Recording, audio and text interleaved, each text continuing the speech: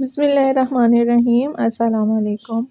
مولود کعبہ حضرت علی علیہ السلام ابو الایمان حضرت ابو طالب و جناب فاطمہ بنت اسد کے بیٹے، پیغمبر اسلام حضرت محمد مصطفیٰ صلی اللہ علیہ وآلہ وسلم کے صہیم نور، داماد، بھائی، جانشین اور فاطمہ زہرا کے شوہر حضرت امام حسن اور امام حسین علیہ السلام اور زینب و کلثوم سلام اللہ علیہا کے پدر بزرگوار تھے۔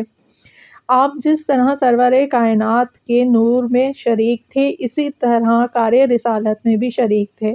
یوم ولادت سے لے کر تا حیات پیغمبر اسلام کے مادر المہام کی حیثیت سے کار پرواز رہے۔ امور مملکت ہوں یا میدان جنگ، آپ ہر موقع پر تاجدار دو عالم صلی اللہ علیہ وآلہ وسلم کے پیش رہے۔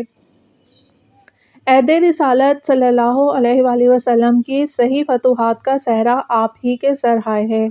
اسلام کی پہلی منزل دعوت ذوالعشیرہ سے لے کر ارتحال رسول صلی اللہ علیہ وآلہ وسلم، آپ نے وہ کارہائے نمایاں کیے جو کسی صورت سے بھلائے نہیں جا سکتے، اور کیوں نہ ہو جبکہ آپ کا گوشت پوست رسول صلی اللہ علیہ وآلہ وسلم کا گوشت پوست تھا، اور علی علیہ السلام پیدا ہی کیے گئے تھے اسلام اور پیغمبر اسلام کے لیے۔ آپ کی نوری تخلیق خلقت سرور کائنات کے ساتھ ساتھ پیدائش عالم و آدم علیہ السلام سے بہت پہلے ہو چکی تھی، لیکن انسانی شکل و صورت میں آپ کا ظہور و نمود 13 رجب سن 30 عام الفیل مطابق سن 600 ہجری یوم جمعہ بمقام خانہ کعبہ ہوا۔ آپ کی ماں فاطمہ بنت اسد اور باپ ابو طالب علیہ السلام تھے۔ آپ دونوں طرف سے ہاشمی تھے۔ مورخین عالم نے آپ کے خانہ کعبہ میں پیدا ہونے کے متعلق کبھی کوئی اختلاف ظاہر نہ کیا، بلکہ بالاتفاق کہتے ہیں کہ آپ سے پہلے کوئی نہ خانہ کعبہ میں پیدا ہوا ہے اور نہ ہوگا۔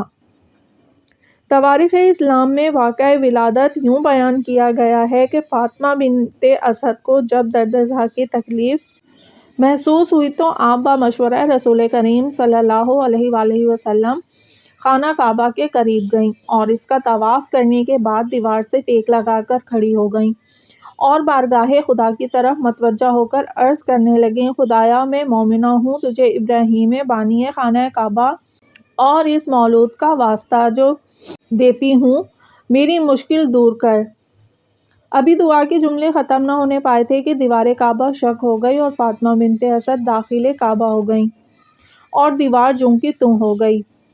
ولادت کعبہ کے اندر ہوئی۔ علی پیدا ہوئے تو انہوں نے آنکھ نہیں کھولی۔ ماں سمجھی کہ شاید بچہ بے نور ہے، مگر جب تیسرے دن سرور کائنات تشریف لائے اور اپنی آغوش مبارک میں لیا تو حضرت علی علیہ السلام نے آنکھیں کھول دیں اور جمال رسالت صلی اللہ علیہ وآلہ وسلم پر پہلی نظر ڈالی، سلام کر کے تلاوت صحف آسمانی شروع کر دی۔ بھائی نے گلے لگایا اور یہ کہہ کر کہ اے علی، جب تم ہمارے ہو تو میں بھی تمہارا ہوں، فوراً منہ میں زبان دے دی۔ واضح زبان مبارک زبان رسالت سے دہن امامت میں 12 چشمے جاری ہو گئے اور علی اچھی طرح سیراب ہو گئے۔ اسی لیے اس دن کو یوم النزویہ کہتے ہیں، کیونکہ ترویہ کے معنی سیرابی کے ہیں۔ الغرض حضرت علی علیہ السلام خانہ کعبہ سے چوتھے روز باہر لائے گئے اور اس کے در پر علی کے نام کا بورڈ نصب کر دیا گیا جو ہشام ابن عبد الملک کے زمانے تک رہا۔ آپ پاک و پاکیزہ، طیب و طاہر اور مختون پیدا ہوئے۔ آپ نے کبھی بت پرستی نہیں کی اور آپ کی پیشانی کبھی بت کے سامنے نہیں جھکی، اس لیے آپ کے نام کے ساتھ کرم اللہ وجہہ کہا جاتا ہے۔ آپ کا نام جناب ابو طالب نے اپنے جد اعلیٰ جامع قبائل عرب قصا کے نام پر زید اور ماں فاطمہ بنت اسد نے اپنے باپ کے نام پر اسد، اور سرور کائنات صلی اللہ علیہ وآلہ وسلم نے خدا کے نام پر علی رکھا۔ نام رکھنے کے بعد ابو طالب اور بنت اسد نے کہا: حضور، ہم نے ہاتف غیبی سے یہی نام سنا تھا۔ آپ کا ایک مشہور نام حیدر بھی ہے جو آپ کی ماں کا رکھا ہوا ہے۔ آپ کی کنیت و القاب بے شمار ہیں۔ کنیت میں ابو الحسن اور ابو تراب، اور القاب میں امیر المومنین المرتضی اسد اللہ ید اللہ نفس اللہ حیدر کرار نفس رسول اور ساقی کوثر زیادہ مشہور ہیں۔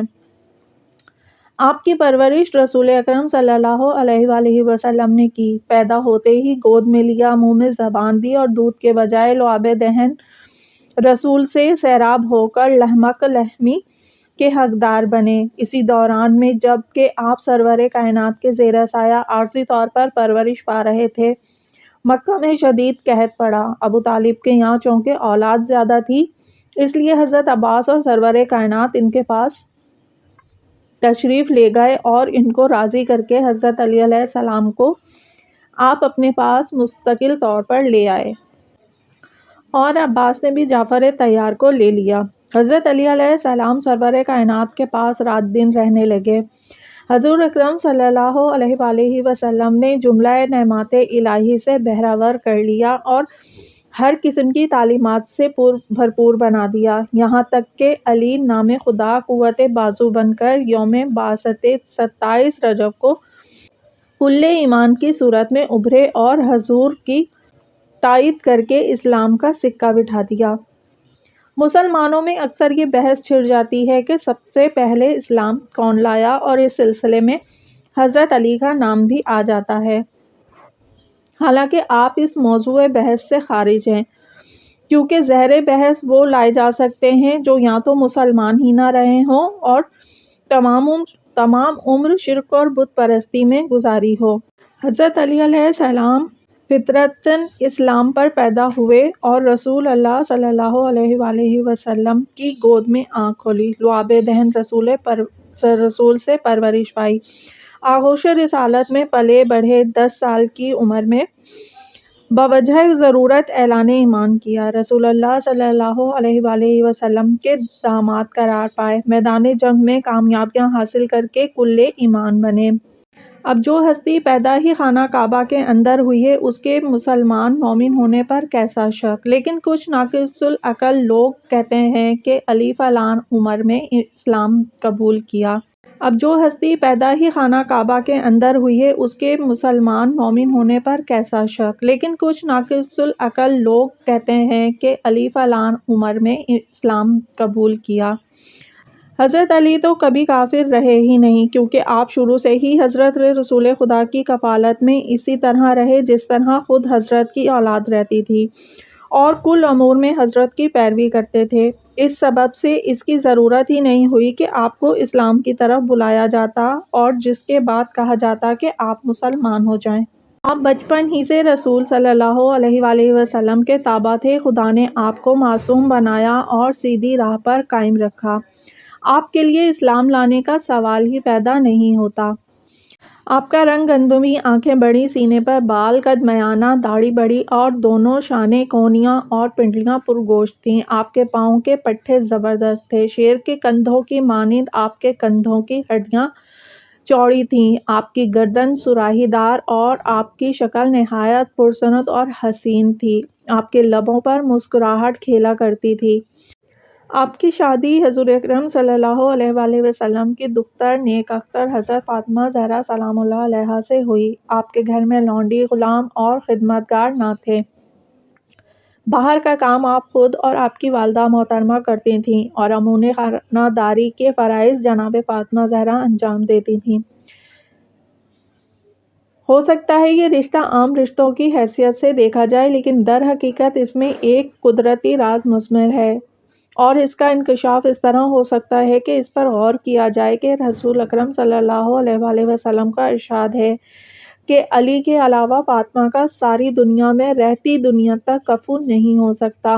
پھر فرماتے ہیں کہ مجھے خدا نے حکم دیا کہ میں فاطمہ کی شادی علی سے کروں، اور اسی سلسلے میں ارشاد فرماتے ہیں کہ ہر نبی کی نسل اس کے صلب میں ہوتی ہے، لیکن میری نسل صلب علی میں قرار دی گئی ہے۔ ان تمام اقوال کو ملانے کے بعد یہ نتیجہ برآمد ہوتا ہے کہ مولا علی اور فاطمہ زہرا کا رشتہ نسل نبوت کی بقا اور دوام کے لیے قائم کیا گیا ہے۔ یہی وجہ ہے کہ وہ لوگ پیغام رشتہ دے کر کامیاب نہیں ہو سکے جن کی بنیاد نجاست کفر پر استوار ہوئی اور جن کی انتہا گندگی نفاق پر ہوئی۔ خلاق عالم نے خلقت کائنات سے قبل نور علوی کو نور نبوی کے ساتھ پیدا کیا، پھر مسجد و ملائکہ قرار دیا، پھر جبرائیل کا استاد بنایا، پھر انبیاء کے ساتھ اپنی طرف سے مددگار بنا کر بھیجا۔